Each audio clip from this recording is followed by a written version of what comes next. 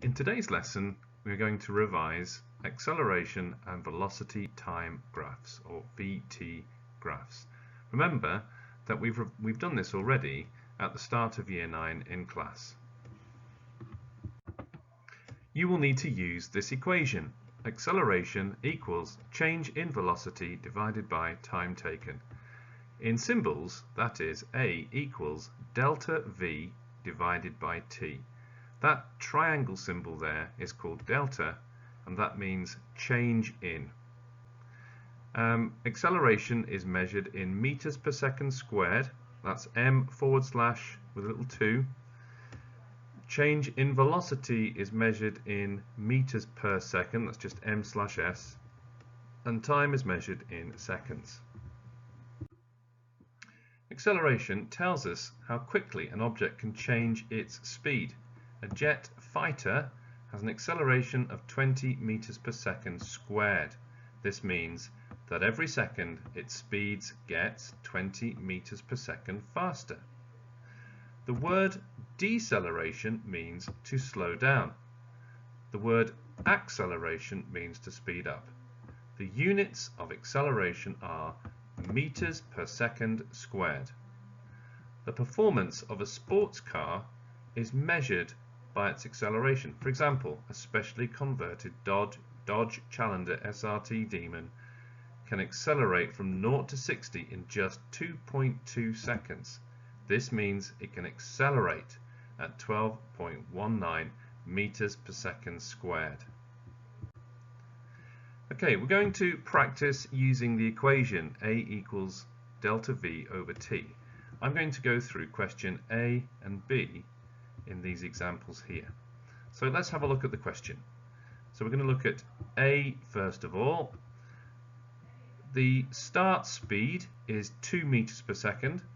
The final speed is 4 meters per second, and that change took 4 seconds.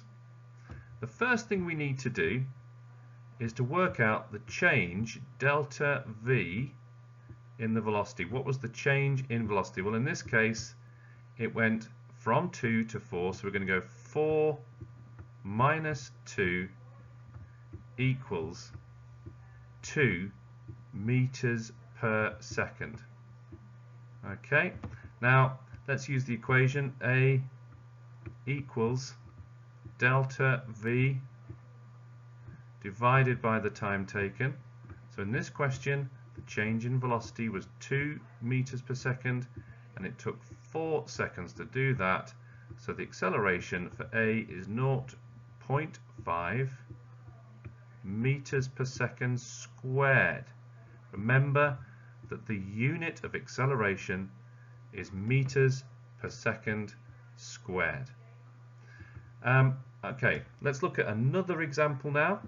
Now all of these show something which is speeding up. So I can pick another example here. Let's just do the second one. But we start with a low speed, and then the speed increases upwards to 10. And that change took 2 seconds. So let's have a look at B. Okay, we're going to use the formula. A equals the change in the velocity divided by the time. So in this question, the change in the velocity, well, it went from 5 up to 10, so we're going to go 10 minus 5. It's always the final velocity, take away the start velocity, and that is 5 meters per second. Okay, and let's work out the acceleration. Well, that must be 5 divided by 2, because it took 2 seconds.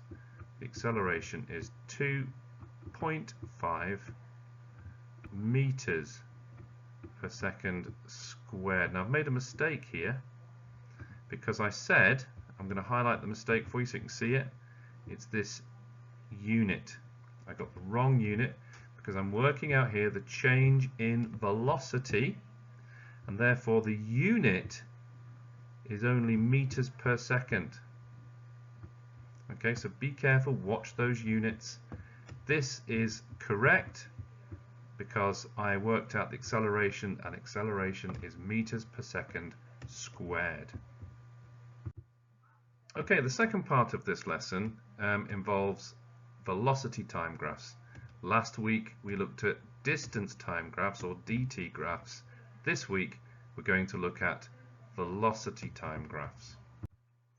Okay, a skill that you need is to describe the motion of an object by looking at its velocity time graph. So the first thing I want to look at is the y-axis over here. We can see straight away that this is a speed time graph, not a distance time graph, a speed time graph. Now, speed and velocity are basically the same thing, so in this case this is a velocity time graph as well. Let's look at the graph and what it's telling us.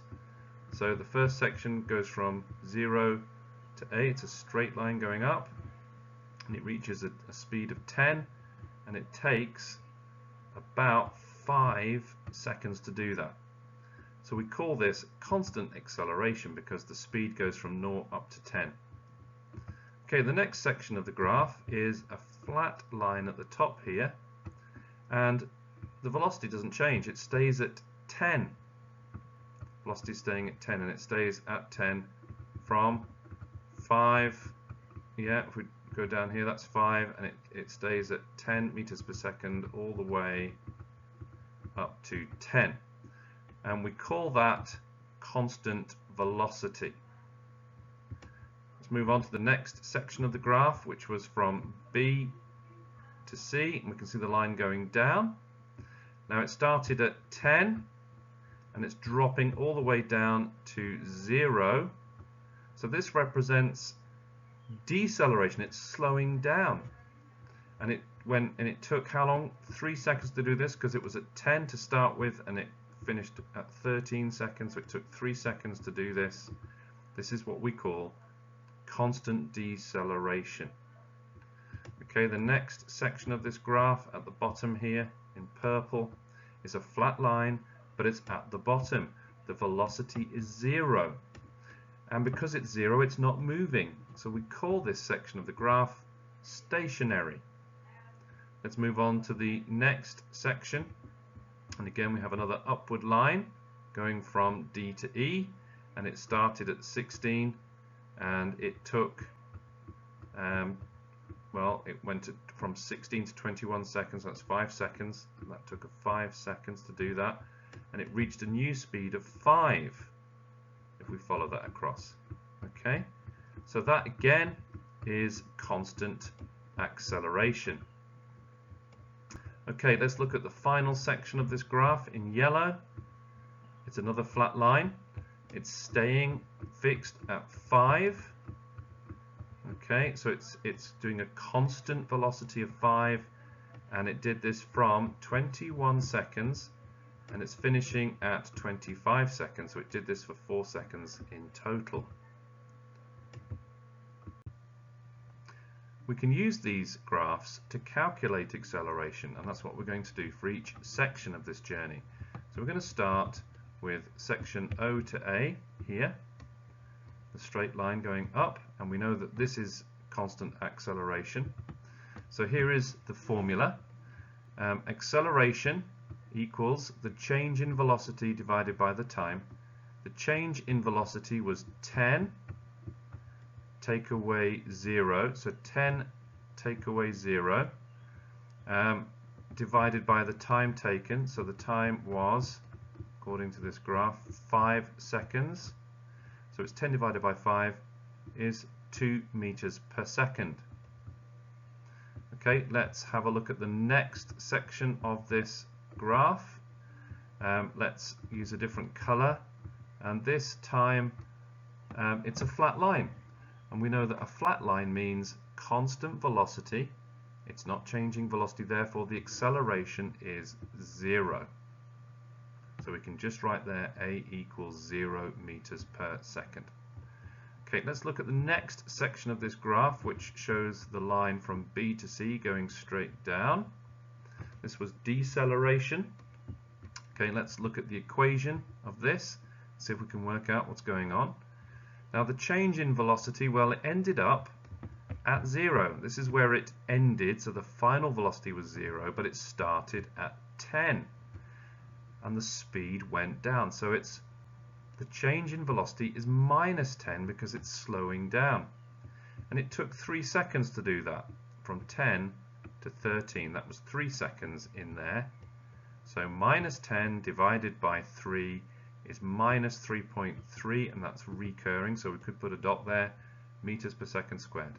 The minus sign means it's decelerating. Okay, let's look at the next section of the graph. So from C to D, it's a straight line at the bottom here, and like we said earlier, that if it's at the bottom, it represents a stationary object, but it is not accelerating, so the acceleration is 0. Okay, let's move on to the next section from D to E. So draw this line in from D to E, another straight line going up. The equation shows us that, well, the change in velocity, well, it was going from 0 and it went up to 5. So draw the line in there, that's 5. So the change in velocity is 5, and it took 5 seconds to do that because it started at 16 seconds and it ended at 21. That's 5 seconds, and therefore 5 divided by 5 is 1 meter per second squared. That's a positive acceleration, so it's getting faster. Okay, let's look at the final section of this graph. So from E to F, I'm using purple there, hope you can see that. Let's look at the equation. It's a flat line, E to F, and we know that it's not accelerating. The velocity remains constant at 5 meters per second. If we follow that line across, it would be 5, and it doesn't change, and therefore it's moving at constant velocity, and the acceleration is 0.